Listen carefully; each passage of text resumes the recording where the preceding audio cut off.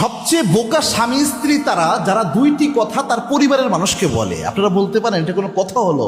এইটার জন্য বেশিরভাগ ডিভোর্সের দিকে যাচ্ছে বর্তমান সংসার ব্যবস্থাগুলা, এবং আপনার স্বামী স্ত্রীর সম্পর্কে অশান্তি আসার কারণে এটা এই দুইটি পার্সোনাল কথা পরিবারের কাছে বলা খুব মারাত্মক একটা বিষয়। রসুলের সুন্নাহ দেখবেন এবং এটা পড়েন কিনা একটু মিলাইয়া দেখেন।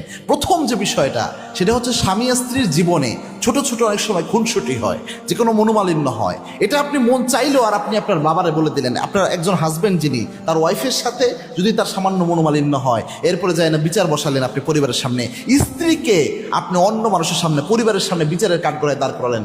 এর চেয়ে বোকামি আল্লাহর দুনিয়ায় কিছু হতে পারে না। আল্লাহর হাবিব সাল্লাল্লাহু আলাইহি ওয়াসাল্লাম কি করতেন?